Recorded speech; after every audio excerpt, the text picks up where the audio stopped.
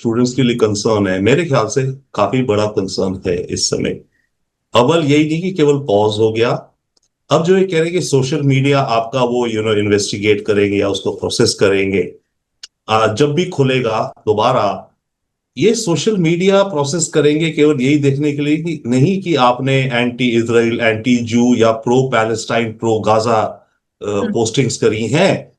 ये उस दौरान ये भी देखेंगे कि आपने एंटी अमेरिका क्या लिखा है अपने हैंडल्स में।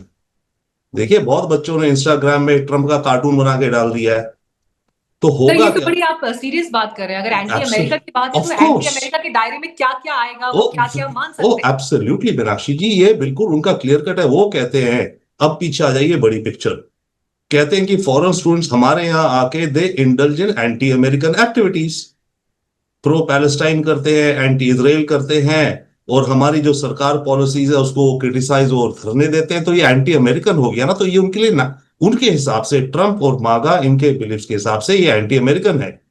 तो अब जो वीजा जो आप अप्लाई करेंगे, आपको कुछ एग्जैक्टली नहीं पता होगा कि अंदर वो क्या क्या रिसर्च उनका एल्गोरिदम बना है। इन एनी केस जो वीजा प्रोसेस होता है आपको कुछ बता देते हैं, बट यू डोंट नो कि किस बेसिस पे वो डिसीजन ले रहे हैं। तो चांसेस डेफिनेटली बढ़ेंगे कि कुछ के वीजाज जिन्होंने अप्लाई करे हैं उनके अप्रूव नहीं होंगे। दैट इज वन, डिले होगी। सेकंड, ये भी हो सकता है वीजा की कीमत बढ़ा दें। अब ये कहेंगे ना, भाई देखो हमें तो ज्यादा प्रोसेस करना है, ज्यादा टाइम लगेगा, ज्यादा स्टाफ लगेगा, तो अब जो वीजा का F1 वीजा के लिए I-20 फॉर्म के बेस पे जो फीस थी वो थोड़ी बढ़ा दी। वो दैट्स इंसिडेंटल। प्रॉब्लम ये है कि डेफिनेटली कुछ कम होंगे, वन। सेकंड, एक और है, इन्होंने कुछ यूनिवर्सिटीज खास करके ज्यादा आइडेंटिफाई करी हुई हैं जो कि लिबरल यूनिवर्सिटीज हैं या बड़ी हैं। अब बड़ी पिक्चर पे आ जाइए। ट्रंप और रिपब्लिकन सपोर्टर्स का ये मानना जानना कहना है कि ये जो बड़ी बड़ी इंटेलेक्चुअल यूनिवर्सिटीज हैं ये बहुत ज्यादा इंटेलेक्चुअल हैं, ये लिबरल्स हैं, ये कम्युनिस्ट हैं, इनको हमें दबाना है। वर्किंग क्लास वर्सेस इंटेलेक्चुअल्स, ये पॉलिटिकली वो गेम चल रही है इनकी, राइट। तो ऐसे में इन्होंने 20 एक यूनिवर्सिटीज आइडेंटिफाई करी हुई है प्राइवेट, जो हार्वर्ड हो गया, कोलंबिया हो गया, काफी और हैं, जो कि इन्हें दिखता है कि यहाँ पे ज्यादा इंटरनेशनल स्टूडेंट्स हैं या जो भी हो, मतलब एंटी इसराइल और प्रो पैलेस्टीनियन प्रोटेस्ट चलती। But again, anti Israel pro Palestinian एक तरह का बहाना है।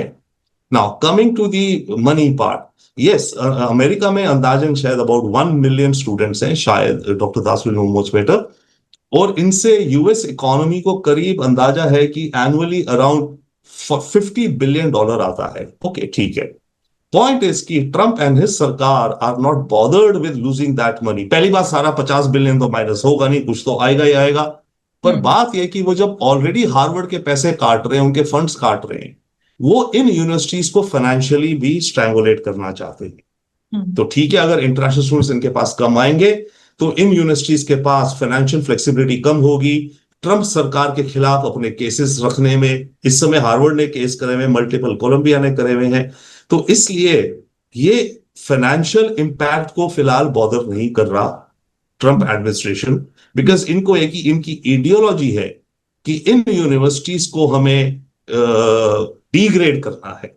अनफॉर्चुनेट है बहुत यह बात, क्योंकि अमेरिका की सबसे बड़ी जो अगर ज्यूवेल आपको कोई भी कहे तो उनकी यूनिवर्सिटी सिस्टम्स हैं।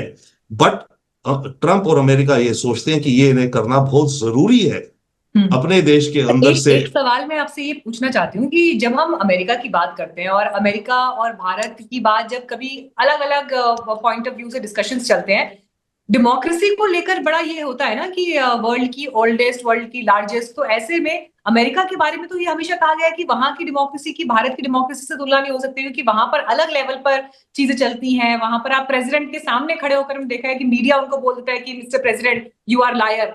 तो ये वही संभव है, ये वहीं उसी देश में संभव है। और उस देश में अगर ये हो रहा है कि विदेशी छात्रों की पहले जांच की जाएगी कि उन्होंने सोशल मीडिया पर कब, कहां, क्या, किस साल में लिखा है। अब मैं एक बड़ी छोटी सी बात कहती हूँ, हो सकता है मानिए आज एक मिस्टर एक्स अप्लाई करने जा रहे हैं वीजा के लिए, भारत से अप्लाई करने जा रहे हैं, और मानिए उन्होंने आज से 7 साल पहले या 8 साल पहले कोई बात सोशल मीडिया पर कहीं लिखी है, या 5 साल पहले कुछ लिखा है। सर 5 साल में तो कई बार लोगों के विचार भी बदल जाते हैं, आपके सोचने का तरीका बदल जाता है।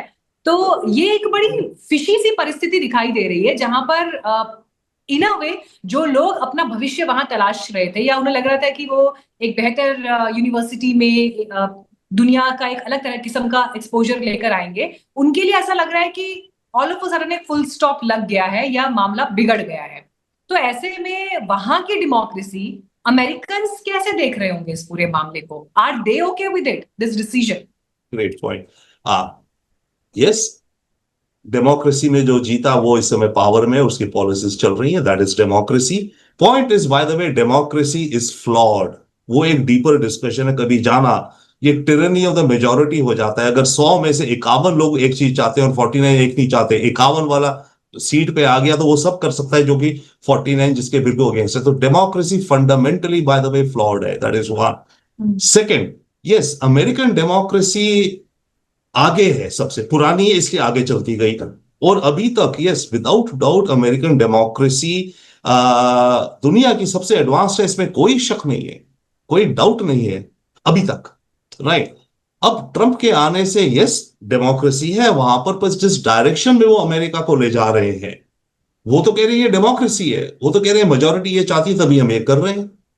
बट आउटसाइडर्स जो देखने वाले हैं, you're so very right, outsiders जो हम देख रहे हैं, हमें तो ये लगता है कि यस, अमेरिका कहीं इधर से उधर जा रहा है। बाय द वे, मैं अमेरिका में सारे प्रोसेस में रहा हूं। मैं F1 में गया हूं, F1 के बाद जो CPT OPT डॉक्टर दास कह रही वो मैंने करी, उसके बाद मैं H1 में रहा, फिर मैंने अपनी कंपनी चालू करी और अपनी कंपनी से ही मैंने H1 भी लिया। But times were different. आज का अमेरिका बहुत बदल चुका है। और ये जो सारी, एंड बाय द वे, ये this nothing to with India, ये जो स्टूडेंट्स का मामला है, it applies to China, Canada, UK के इतने स्टूडेंट्स जाते हैं, उन सबको अप्लाई होगा। ओके, ऑस्ट्रेलिया वगैरह से इंटरनेशनल। तो हमें ये भी देखना चाहिए, हर चीज जो अमेरिका कर रहा है वो ये नहीं बैठ के देख रहा कि मैं इंडिया के लिए कर रहा हूं। नहीं, अमेरिका अपने हिसाब से अपने लिए कर रहा है। ऑफ कोर्स वो हमें इंपैक्ट होता है तो हम बात ज्यादा करते हैं यहां पर। जी। So but your question is absolutely, I mean, it's out there. America की डेमोक्रेसी बदल रही है, इस पे कोई डाउट नहीं है। अमेरिका की कल्चर बदल रही है। और अमेरिका जिस रास्ते पे जा रहा है, हो सकता है 5-10 साल में अमेरिका गोल्डन स्टार बन जाए, हो सकता है अमेरिका एक खड्डे में गिर जाए। ये डेंजर है।